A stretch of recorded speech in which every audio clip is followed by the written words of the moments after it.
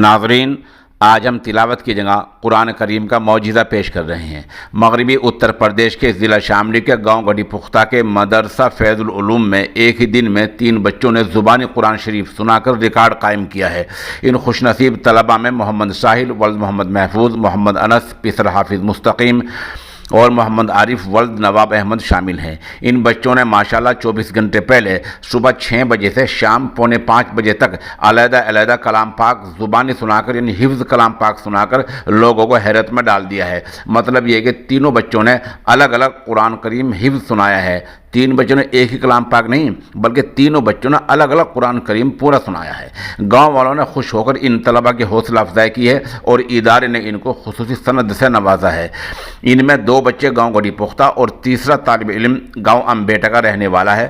جامعہ اشرف العلوم رشید گنگو کے استاد قاری محمد مشکور نے سوشل انڈیا نیوز کو بتایا کہ دارالعلوم دیوبند کے استاد محترم حضرت مولانا قاری عبدالرؤوف کی رہنمائی میں 8 حفاظ اور قرآن نے ان بچوں کو کلام پاک سنا ہے۔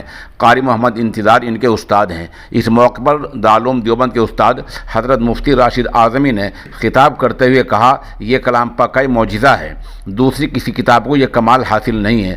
البتہ ایمان اور عقیدہ شرط ہے، یہ قرآن کریم ایمان والوں کو یاد ہوتا ہے۔ ان قرآن پاک سننے والوں میں مولانا آصف محمد، قاری زبیر، مولانا عبدالرحمن، قاری محمد آصف، مولانا فہیم، مولانا آصف محمد، قاری اکرام وغیرہ شامل ہیں۔ ہم ان بچوں کے تھوڑی ویڈیو کلپ آپ کو سنا رہے ہیں۔ بچوں نے کس طرح کلام پاک پڑھا ہے، کس طرح کلام پاک سنا ہے، آپ بھی سنیں اور محظوظ ہوں۔ یہ بہرحال معجزہ ہے۔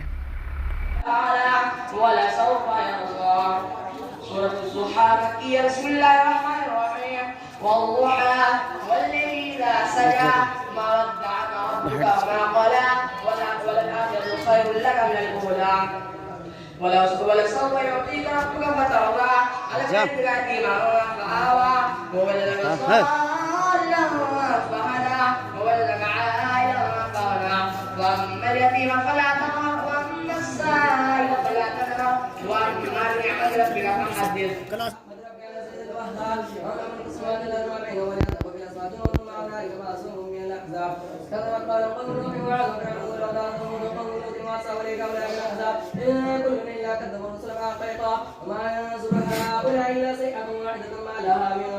وقال ربنا عجل لنا قطنا قبل يوم الحساب اصبر على ما يقول ما ذكر عبدنا داود ذليل انه اواب انا سخرنا الجبال معه يسبحن بالعشي والاشراق والطير محشورا كل من امر الافراد وشددنا من وادينا والحكمه وفصل الخطاب وهل اتاك نبأ الخصم اذ تسوروا المحراب اذ دخلوا على داود فقتلوا وقالوا لا تخصمنا وبعضنا بعض فاحكم بيننا بالحق لا تشطط واهدنا الى سواء الصراط إن هذا في قسمة سماعد والنعجة واحدة وقال أكن يا معزل الخطاب قال لقد ظلمك بسؤال نعجتك لا نعادي وإن كثيرا من الخلطاء يأتي بعضهم بعض من الذين ومعهم الصالحات وقليل معهم وظن داود أن ما وطن فاستغفر ربه وخر راكعا وأناب فغفرنا له ذلك